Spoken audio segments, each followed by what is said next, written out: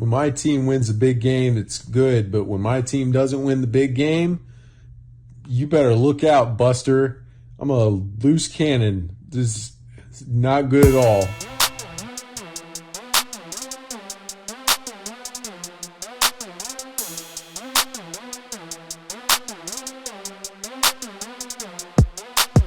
Yeah, that's right.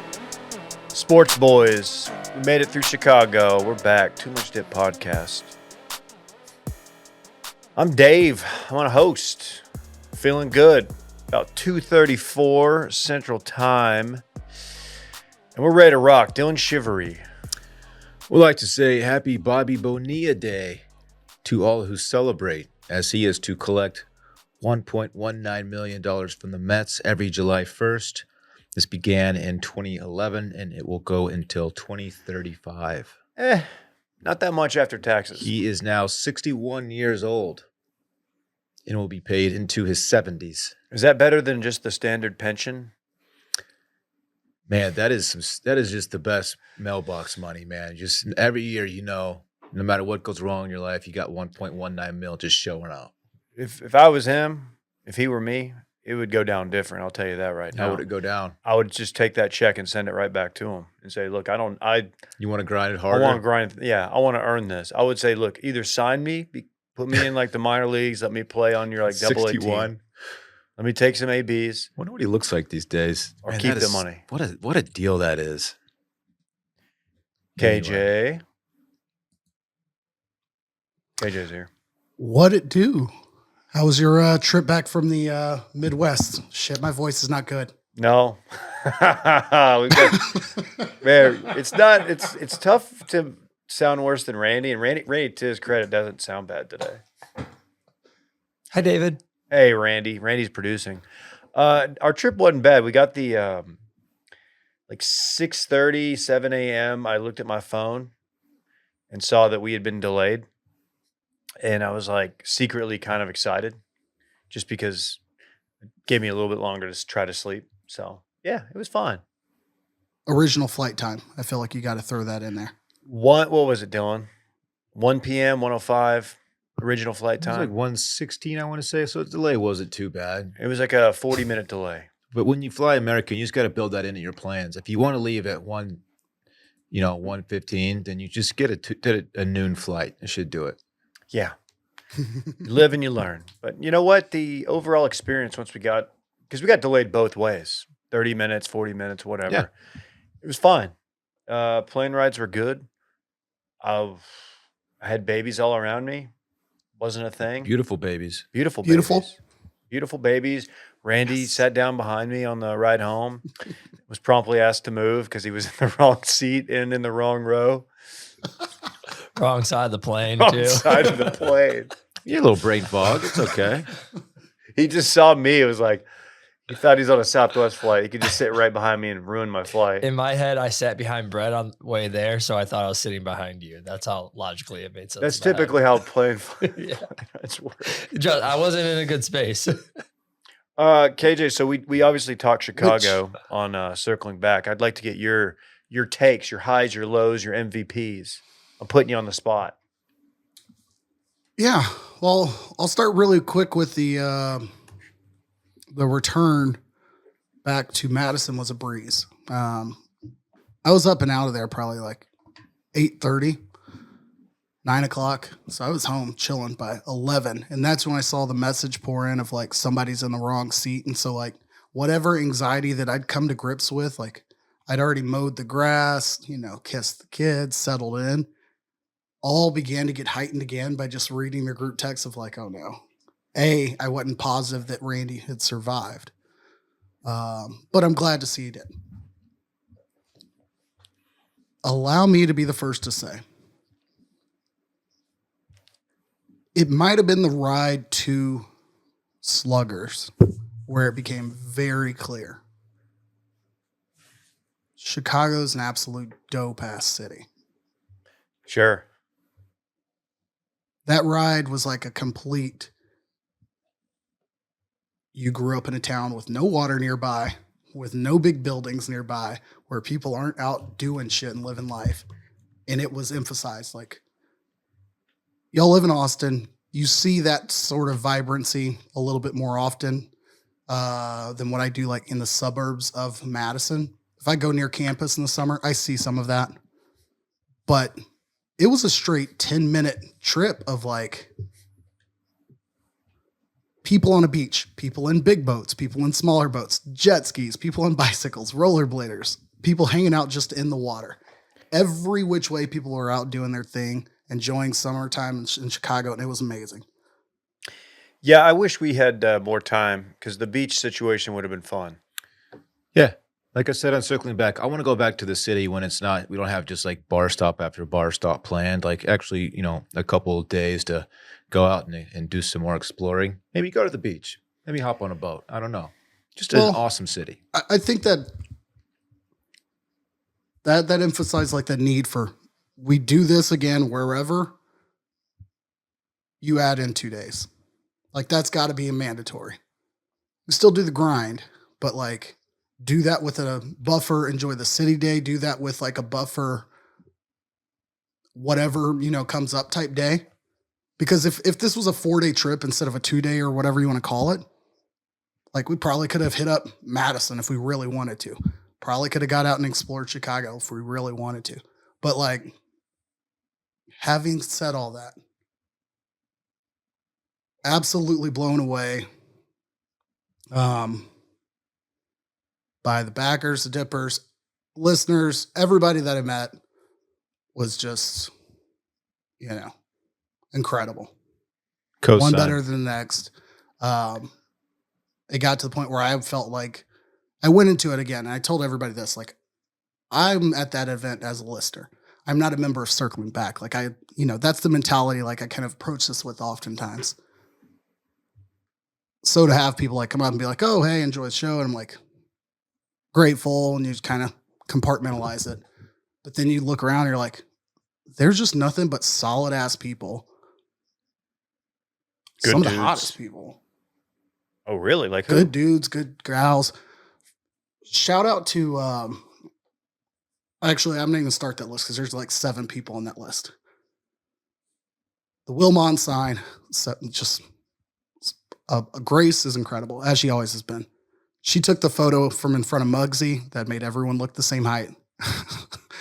Absolutely showed out by bringing the Wilmon sign at Sluggers. So, like, I believe she deserves to be named. You saying there was some illusion in that photo? Some trickery? Some Day of Rough sorcery? Okay. I didn't notice it, and I got 3 separate DMs before I saw your comment about it. So everybody else noticed it. Okay. I know I'm rambling, but I'll just get it out of the way. Like, people were awesome. Backers were awesome. Shout out to everybody for that had ties to Madison or it's from the Midwest, like outside of Chicago, Minnesota and whatnot. It was just awesome. I'll leave it at that. I want to point out real quick that Rainey has decided to air out and he's just touching and prodding his ingrown toenail over here, and it is truly disgusting. He's been doing it for the past 5 minutes, and I can't look away, and I'm about to vomit everywhere. KJ. And it looks very infected from where I'm sitting. It's not. He says it's not, but KJ was about to cry on the show, and then you just go right into toe talk. it's all I can see. Just Randy just poking and massaging his messed up toe, and it is gross. Sorry, KJ, for stepping on your Chicago sign off there.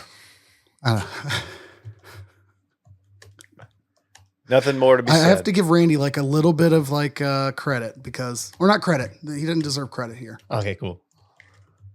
We were late for one departure, and the excuse given was that Randy was soaking his big toe. That's true. We were late by like and 3 minutes. whenever I learned that it was an ingrown toenail, like my understanding was that came from just pure negligence. I didn't think about that. Oh, you could just be too on top of your game and like overcut and then create the problem.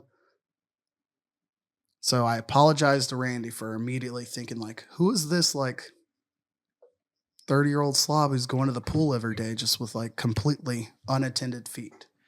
Hey, Get well well soon. maybe Maybe if Randy was in better shape, maybe if Randy had like more of a fit bod, he wouldn't have this issue. If you understand what Ever I'm think saying. about that, Randy? You ever think about that, Randy? Dumb. You dumb.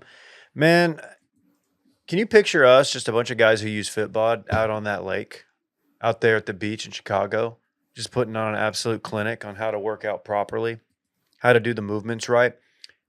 We love Fitbod. Fitbod creates a personalized workout routine based on your goals, fitness level, and available equipment. They adapt. Fitbod adapts as you improve. So each workout will be challenging and push you to make progress. Fitbod tracks your muscle recovery so you can avoid burnout and keep up your momentum. Let's say like you're Dylan. Dylan worked out at the hotel. I did. He did Saturday morning. I I wasn't sure going to did. tell people that. I hope you're okay with me It letting was them know. a decent little workout too. And I asked him when he got back, I was like, dude, what do they have down there? And you're like, look, it was slim pickings. It wasn't, wasn't your grandpa's gym. Yeah. But you made it work because you popped open that Fitbod app and you said, look, here's what I got. I got Yeah, 25s, 30s. It tailors your workouts for your desired results and for your workout environment. Do you have full gym access? You working out at home with just body weight and maybe some bands? It'll set you up for exactly what you need and what you got. Fitbod is fine-tuned by experienced certified personal trainers to bring best practices and exercise science to you. And if you want to learn new movements, you can do it the right way with over 1,000 demonstration videos. Add Fitbod to your workout essentials. Join Fitbod today and get personalized workout plans. Get 25% off your subscription or try the app for free at fitbod.me/bang. That's fitbod.me/bang. Klay Thompson's a Mav as of about an hour ago. How about that? Free agency. It's heating up, dudes. So what's up with Klay? I know that he saw his playing time kind of dwindle this past season. What part of his game is not like it used to be? Klay's 34. Mm-hmm. He's missed a couple years with injury in the last 5 years, right? He's not the defender he once was, which isn't great. But I think it's just more of the Warriors roster just wasn't the same. I mean, they were working in pieces, and I don't think they weren't able to rekindle that magic with older Draymond, older Klay, and older Steph. Their offense is kind of predicated on a lot of movement, and he doesn't do a lot of that, although he's a great catch and shoot shooter. That's what they're banking on here. So he essentially replaces Tim Hardaway Jr. in Dallas. And yeah, this is crazy. I mean, I didn't think this was going to happen. I wasn't really like super into it. I kind of like it now that I know that they only basically had to lose Josh Green to do it. And I do like Josh Green, but I mean, you've upgraded and it'll be fun. Klay Thompson is a top blank 3-point shooter of all time. Ooh, top 10. Easily top 10. He's flirting 3, 4. flirting with top 5. Ray Allen, Steph, Klay Thompson, Reggie Miller, Derek Lively, who I think is 1 for 1 in his career, 100%. Sure, he's up there too. D Live, he's Peja, Steve Kerr. It was always interesting to me that he was maybe a top 5 3-point shooter of all time, and he was the second best on his team for so long. That's pretty insane. It's isn't crazy. It? Yeah. Splash Brothers, no more. Expect to see him get a lot of open looks with Kyrie and Luka. That's what happens when you're a perimeter player and you come to Dallas. Even before Kyrie, like you're gonna have. I'm not saying he's gonna have career years, but you see this with all the time with players. They come to Dallas and they just shoot exceptionally well from the corner or just from three in general because they get wide open looks that Luka creates. So it's going to be fun. Mavs got better. Paul George to Philly. That's interesting. I think that's a good pickup for them for where they're at as a team. Embiid, Maxey, who I believe is still – I don't know if he's gotten paid yet. He got paid. I feel like that was recent or about to happen. He got paid? Yeah, I believe so. Okay. But I knew that was out there. I don't think I projected or expected Paul George to make a move. I feel like he was just hitting that stage of his career where it's like squeezing all he can out of being in LA, of being what was going to be deemed the next favorite NBA podcaster now that the other one is a head coach of the Lakers. Yeah. That's a good point. So I was surprised. Once you start doing the podcast, I know it's different in the NFL because you got Micah Parsons, who seemingly is still improving as a player and as a It's on young my guy. list. But yeah, I mean, Paul George leaning all the way into podcasting. I think I shared this with another group text about like the cover of some magazine saying, "Is Paul George the new king of podcasts?" He's not. But his clips go around. If you've got a guy who's like, a top 20 player in the league and he's got a podcast and he's going to talk about other players and other teams, like, yeah, you're going to do fine. But yeah, he's only 34 also. So him and Clay are the same age, interestingly. CP3 to San Antonio. I written off Chris Paul. I thought he was retiring, but you excited to have Chris Paul, and your beloved San Antonio Spurs with Wemby? Teaching him how to be a pro? It's fine. I think when the Spurs are still not a great team, and they're not gonna be much of a threat next year either. I don't think, but I mean, slowly San Antonio will start to put pieces together around Wemby, and they're gonna be a major threat here in the next 3 to 5. They're going to like put that. pieces together. They're going to dock. Chris Paul is not going to. He's not gonna strike fear into anyone at this point in his career. He will bother me. He will bother some opposing teams, though, as he often does. He's kind of an irritant, a little pest. Sure. Chris Paul is the pest. And he deserves to win one, and I don't think he's going to do it next year, but he deserves a ring. All in all, though, like, what, KJ? Over my Scott Foster. I'm just not a Chris Paul fan. Like, But he's had as a player, he's had an excellent think long as, career. good. I feel that he would be insufferable to be on set because inevitably he will be present post-career somewhere on television. Deservingly so. I think he's somewhat entertaining. But I don't think I think Melo gets a lot of run out of being likable, coming from a huge fan base, but also not having a ring. I think there's some appeal to his persona. If Chris Paul of all people gets a ring, it's a miniature Dwayne Wade. And I can't tell you how many times I'll see ABC Television's hit show, The Cube, produced and led by Dwayne Wade. And I'm like, I can't. I get it. Immediately turned it off. Melo, universally liked.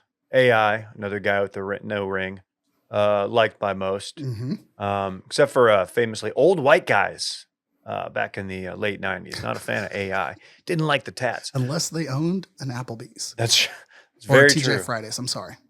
Chris Paul, whatever. You remember when Kanye was really going through it, and he said he walked in on Kim and Chris Paul doing the deed? That really never got talked about much after that. People were just like, they wrote that off. I But missed that. yeah, said he walked in on Kim and CP3. Allegedly, that's what he said, not me. I'm not reporting news. Having an affair or just post-split? Having sex No, I got that part. But during the marriage. okay. Yeah. Not good. No. Not good at all. Just at a shared property somewhere in Jackson Hole. Oh God, that would be no. You don't do that to Ye in Jackson Hole. That's his town, baby. We got to talk SEC. This is a big day for Dylan. Dylan's a little sunburned. He was at that Pitbull concert all day, whatever day that was. He was there Yesterday. He was there. He got the early flight home All day long. so he could go see Mr. Worldwide. Mr. Worldwide himself. Because as of today, or was it yesterday? Today is the official day. Sooners and Longhorns are officially members of the Southeastern Conference. That is right. I am very, very excited about this chapter. Don't know what to expect, really. It's things are going to get tougher, and that's all part of it. But the quality of sports is going to be it's going to be really fun to watch as a Texas fan, and I'm all for it. Well, it's interesting because I have been following the Manning camp, the quarterback camp. Got a little soundbite from Quinn Ewers, and Quinn Ewers said Texas is going to be everybody's biggest game in the SEC, which is pretty big, because I feel like a lot of those games are already pretty big. Yeah, that's a quote that people are gonna call out and be like, "Well, what's this idiot talking about?" And I get it. I mean, I think he just got caught up in the moment, and he was. I don't know. I don't think don't take too much from just one player saying that, but I mean, first year in the SEC, I mean, there are targets on OU and Texas back. So, I mean, Texas is coming in ranked top, 4 or whatever. Like, it's not like super wrong thing to say right now. What do you think, KJ? Think they're going to take some back shots? I mean, let's look at 15 teams. Let's look at who Texas is playing this year. Let's hear it. Let's look at who Texas is playing this year. And if you look at from their perspective, if you break it all down, like Georgia comes to Austin, it might be their biggest game. It could be a top 3 matchup. It's A&M's biggest game. It's A&M's biggest game without a doubt. It's OU's biggest game every season. They play Florida. I don't know who's on Florida's schedule, but it's not like a super wrong thing to say. It's arrogant. I know. It's just funny. It's pompous. But is he that wrong? I'm talking about 2024 only. Well, we're trying to pivot to the Stephen A. Smith model. So this is perfect fodder for this show. Yeah. I mean, can I scream absolutely wrong? Huh? Michigan's biggest game's not Texas. Week 2, it's Ohio it's State. just not. Yeah, I mean, he said everybody's biggest game, and obviously absolutely. There's some hyperbole there. I mean, it's not 100% accurate, but it's not super wrong either. This year. So when on your first day in the SEC, does everybody in the university, everybody on staff, do they kind of, like all the males at least, do they kind of grow it out a little bit and swoop it over to the side? Do they take a couple inches up on the inseam? Everyone's doing frat swoops for the first year in the SEC. That'd be a funny bit. I don't know if you can get all the people on board with that, but it would be tough. For those probably who decide illegal to participate. It'd be a lot of fun. Yeah, just pastel polos, 5-inch inseams, and frat swoops and croquis, of course. Mm-hmm. Of course. Frat. What do you think, AJ? I do want to widen our lens a little bit, and it's not to be anti-Texas whatsoever. But I do think it's a huge day, and I won't even make this SMU-centric, a huge day just for the landscape of college football in general. Like, we knew the move was coming. I do think the concept of UCLA, USC, all of the Pac-12 teams being elsewhere -2, that's a huge ordeal. I understand the machine that is ESPN, SEC, and 2 huge blue blood names. That's important. I agree. But I do think it's not a tiger versus the field situation here where it's like the size of that conference and the size of these 2 teams outweigh the collective discussion of you've got a brand new Big 12, a brand new Big 10, everyone's favorite darling in the ACC. We'll have a lot of time to hash out quote the who matters and what matters discussion. But I do think going back to the Texas schedule concept of I can only imagine what average ticket prices look like. I do want to see that report of the year-over-year variability when you've got Michigan, Florida, Georgia, A&M, even Arkansas. And Oklahoma on your list, those are massive. I want to hone in on that for a minute. You mentioned Arkansas.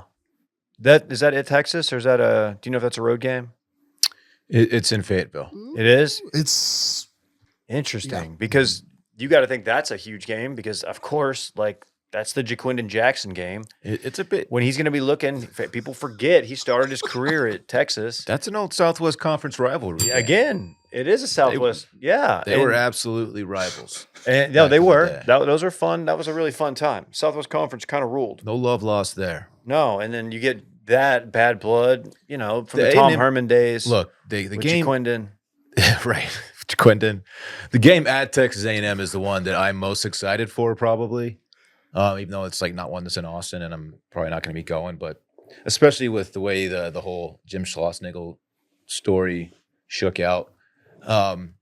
It's going to be a nasty, nasty environment, and I think an environment so nasty that it's going to be really hard for Texas to come out of that game with a win. I think it's going to be a very, very tough game, and it's going to be dirty, man. I'm pumped for it.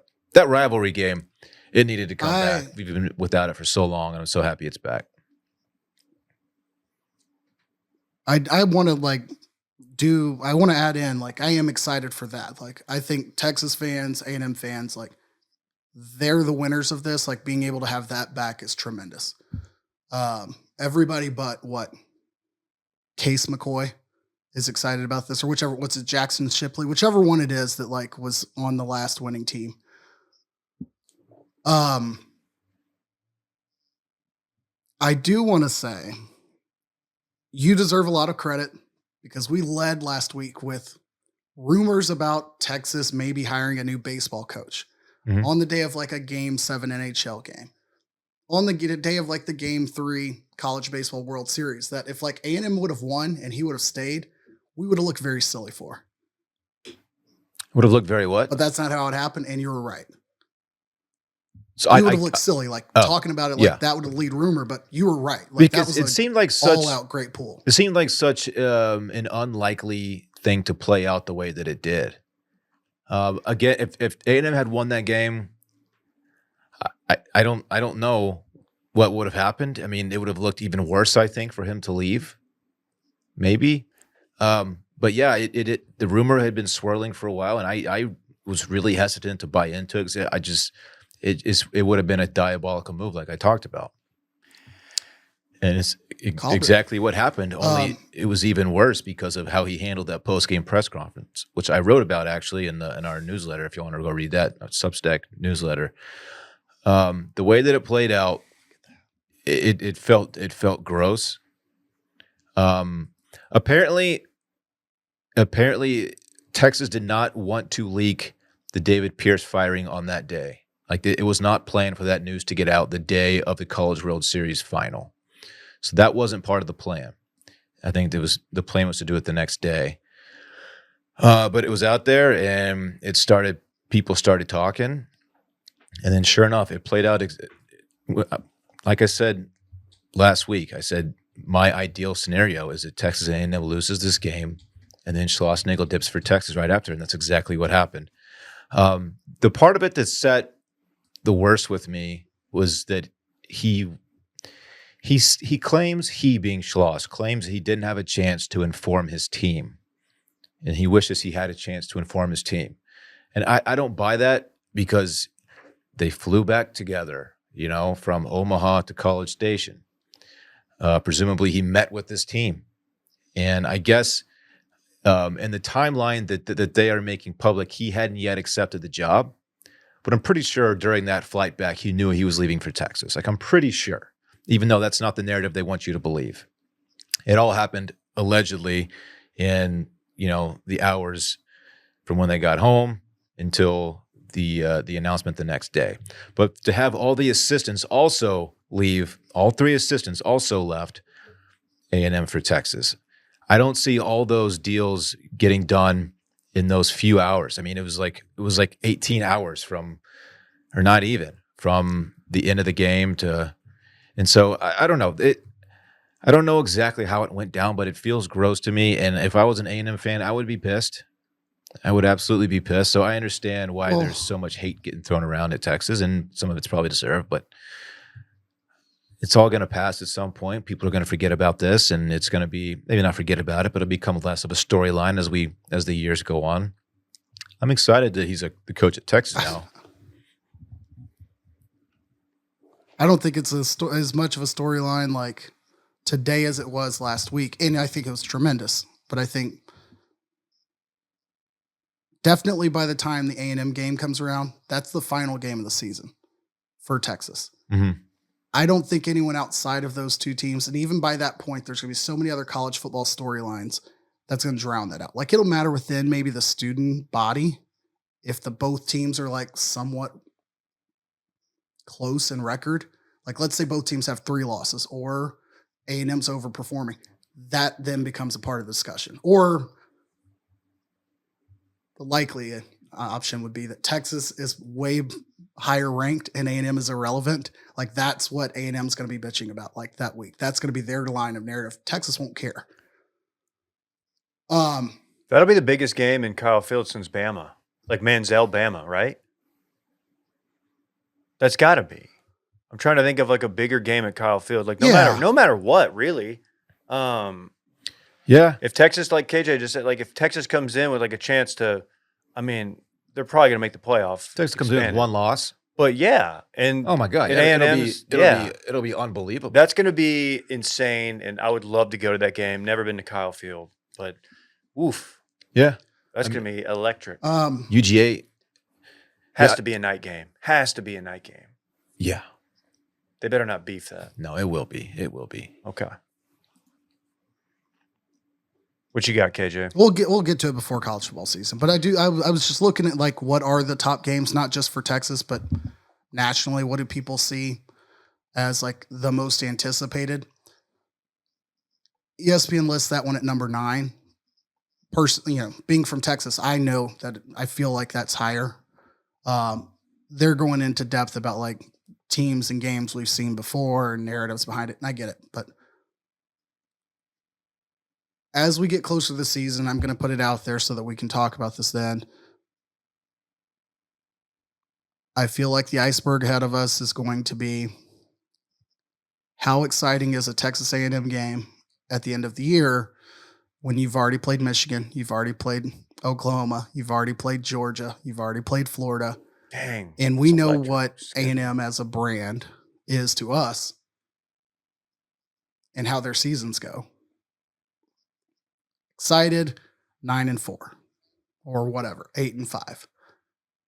Like, when does that rent cycle start to hit? Not just for A&M, but just for all of these, like Wisconsin, where I'm at. They play Alabama at home this year. They have Oregon. They have Penn State. I think they go to, I don't think they play Ohio State, but they play Michigan or Ohio State this year, one of the two. Those are huge games. Wisconsin's not on that tier to like be favored in any of those. Oh, they go to USC. But like, at what point is it 6 marquee games? Are you really going to feel like the 6th one's exciting? They're not. I don't think Texas is going to have that problem with A&M. I mean, that's always going to be, no matter how bad, either of them. No. I think that one's special. I agree. Okay. Yeah, on a national scale, I'm curious because I always wonder like that with Texas OU, like outside of this region, like do people really care? And this obviously it'll be elevated now with the SEC thing. Texas OU has a bigger national appeal, I think, than Texas A&M, just because OU is, no offense to A&M, a much more respected football program. True. And the last, how long has it been? Has 12 some years? Titles. It's been, 12 years. That gap is just like kind of. Yeah. Which is interesting. Great that we're getting it back, though. Okay. Well, y'all got anything else on that? We could just jump right into the party here. I'm ready to party if y'all We've are. got a fun season coming up. I don't know. I just realized like that was just a taste of like how, I don't know. It's going to be fun. Yeah. I want to give a shout out to Ron Holland, Duncanville High School's own. I totally forgot about Anthony Black of the Orlando Magic going 6 last year. And now we got Ron Holland, went 5 to the Detroit Pistons. Jeez. Dude, what the like I was trying to figure out, like, is he the highest lottery pick ever, like, to come out of Duncanville? And then I looked up Greg Ostertag, wasn't a lottery pick, went like 28 to the Jazz. And then I was like, oh shit, we had Anthony Black. That's insane. I don't know. That's crazy. But shout out to Ron Holland. I'm really happy for him. He was a baller in high school. So famously one half of the Black Dick picture. Anthony Black, yes. Yes. That's true. Viral picture. Yeah. And Ron Holland once committed to the University of Texas before backing out and going to the Ignite. Could have used him last season. I think that would have been very good for Texas. Yes. Yeah. KJ dropping some high school football knowledge. DeSoto, your former home, wins the state 7-on-7 tourney. I want to backtrack just real quick on the other 2 draft items. Okay. One, we would kind of be remiss if we didn't talk about the NBA draft. Jared McClain, we'll save it for another time unless we I didn't send Randy the videos, and I feel like we can talk about that another time. There's a TikTok star in the NBA now. Cool. Bronny got drafted to the Lakers at 55. Didn't quite make it to 58 for the Mavs, but I know it's been beaten down since we last recorded, but that deserves some attention. Sure. Not only was he drafted, but he was also he also had Rich Paul reaching out to teams saying, "Do not draft him because he will not play. He will go overseas because he is going to LA. So do not even try to take him hostage. Don't even do it." Did you guys watch the video of Bronny finding out that he had been drafted by the Lakers? No, let me guess. It was really disingenuous. It kind of, I don't know. He was probably 99% excited and 1% embarrassed, I think. Really? Yeah, because he didn't seem like overly joyed. Because I mean, he got drafted because of his dad. Like, there's no other way to put it. Sure. Right? So I mean, if I'm Bronny and I get drafted just because of the name of my jersey and because my dad plays for the team that drafted me and he happens to be a top 2 player all time, It's a TFM though. I'm like, it is, but it's like, man, I don't know, man. I don't feel super great about all this, but whatever. Maybe he's just kind of beaten down because he's got to go play with his dad. Like, just dude, he wants to go get after it. I mean, Let him go to Charlotte. When they hit the court together, it will be a very special moment. Oh God. But it's, it's just like, we know why you're here, and like everyone knows it, and he knows it, even though he's probably not going to say it out loud, but Yeah. he knows. Hey man. Dude, he's not ready for this level of basketball. Well, we'll see. We'll let him ease into it. As much as it'll be annoying because it'll lead every show, every sports center, everything. It is good. It'll be cool. It'll be a cool moment. Has this ever happened in the NBA before? Never and at all. No. Okay. I don't. Maybe baseball. Yeah, the Griffeys did it for sure. Griffies, yeah. And they weren't the only ones, I don't think, that did it, but they definitely did. Football. But Frank Gore was not in line, but Frank Gore was hanging on at the dear end to see if he and his son would be able to play together. Football, His career was kind of going the same route. Their careers are shorter in football, so it's harder for that to happen. He was also a running back, like the shortest shelf life. You get 5 years, and then they push. But he was the closest to this happening. Is what he was the oldest running back. Yeah, that stayed decent for a while. Frank Gore had a great career. He did. And then we would have needed like Darryl Green or something, or obviously Brady, but like Darryl Green would have had to have a kid early at DB, and he played until like 41-ish or something like that. Okay.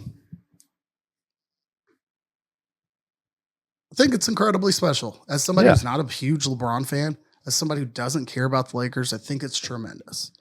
We all have a chance to podcast with our sons. That's right. That's right, Dave. Before we officially hang up the mics. I don't know. What if we let our sons pick any one of our jobs, though? Like,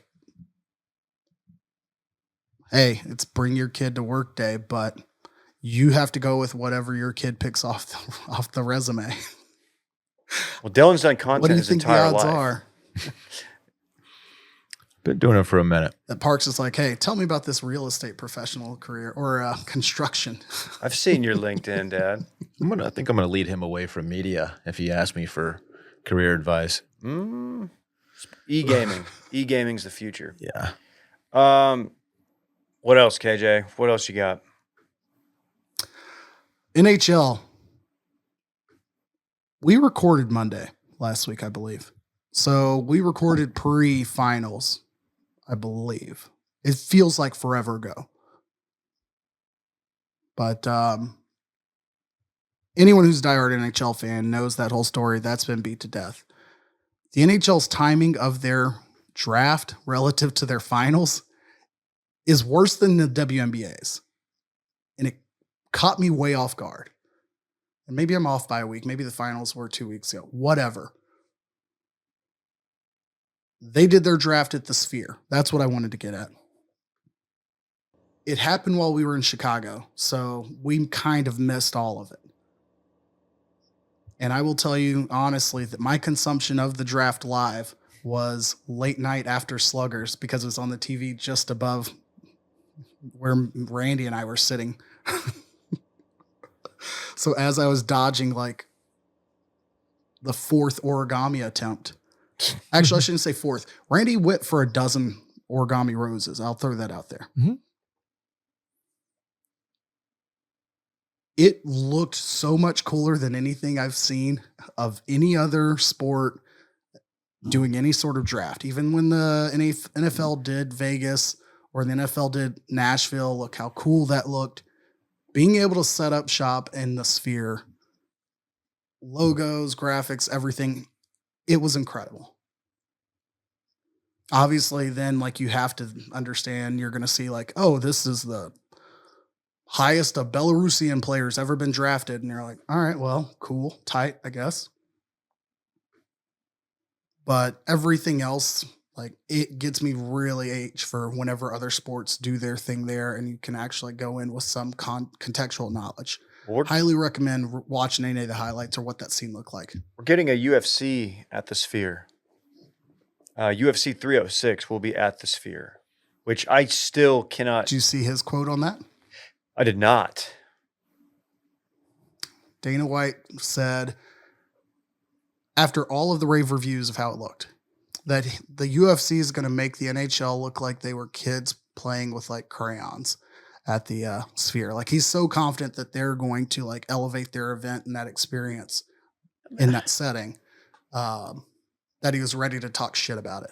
Even though he's been like very public about not really thinking the Aces or the, not the Aces, the Vegas Knights were going to be successful. So I don't know what his deal is. I don't think that's a really fair comp, as one is a draft and the other is cage fighting. So yeah, I mean, it'll probably be a much better. Actually, I don't know. I don't really know how you do that without distracting the fighter. I don't know, man. Just with everything I've seen to the Sphere, I should ask Will. Will's been there like 8 times. Like, I just don't see how you could do a live sporting event there without making like people nauseous. But I'm sure they'll pull it off.